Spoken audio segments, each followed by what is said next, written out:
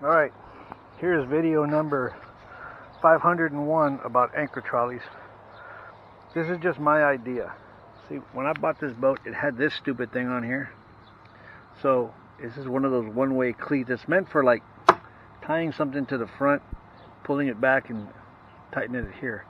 But for an anchor trolley, using it as a place to lock the trolley in place wasn't good for me. So what I've always done in the past is I've taken one of these pad eyes and I take the line and I twist it like this so that it gives it a little traction.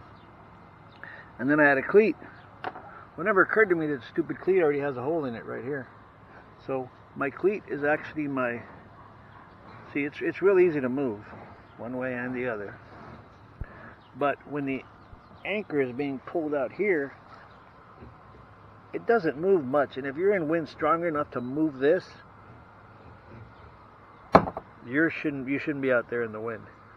So anyway, this is my anchor trolley. I've got plastic pulleys on it. I like my anchor trolley a little tight, so that's why it's kind of tight up here. Anyway, so I used plastic pulleys. I mean, go to Goodwill, go to yard sales. They sell those things that those old folks use for exercise. This is a plastic one too.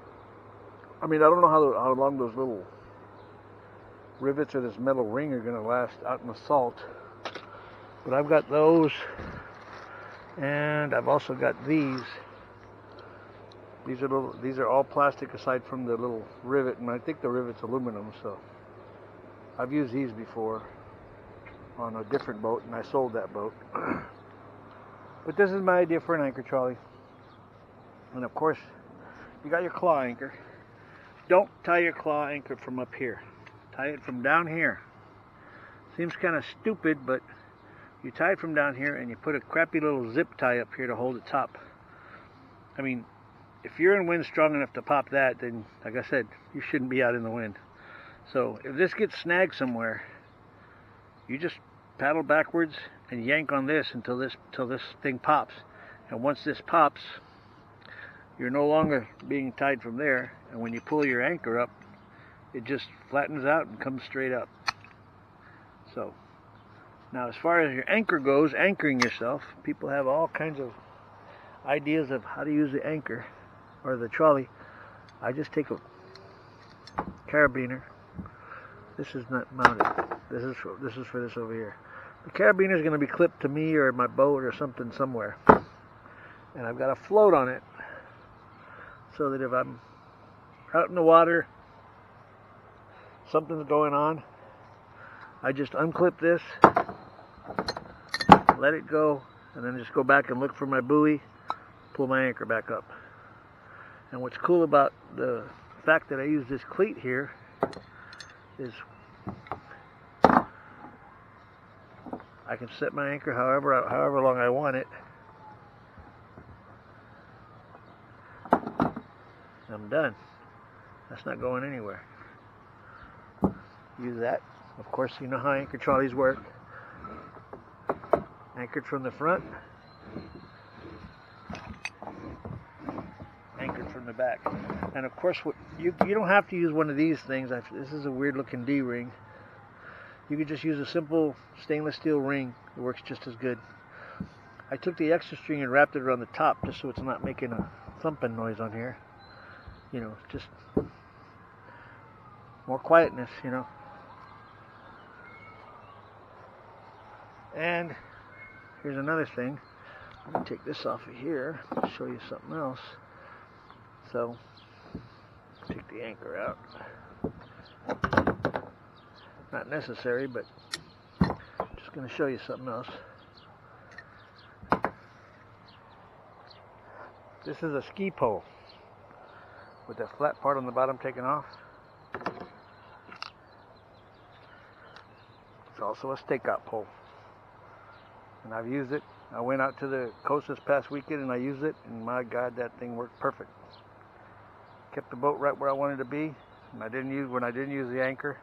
Sometimes I prefer the anchor because it lets me swing back and forth a little bit, gives me a little more area to cast, but like I said, that's my anchor trolley. There's my claw anchor, my stakeout pole, and my plastic, what do you call them? Oh, here's another thing. When you're attaching stuff to your boat, go to the Dollar Tree. This isn't the Dollar Tree type. This is 3/4 inch. But go to the Dollar Tree and get you one of those cheapy little cutting boards and cut little pieces off of it and use it for this. I'm sure you can hear me. That's the back. That's the back end of my cleat. And it's two little chunks of cutting board that are holding it in place. So when this is being pulled, it's being pulled by those chunks of cutting board instead of just a simple screw. So just something for you to think of. This is my cleat in the front. It's a big heavy duty cleat. And of course it has one too.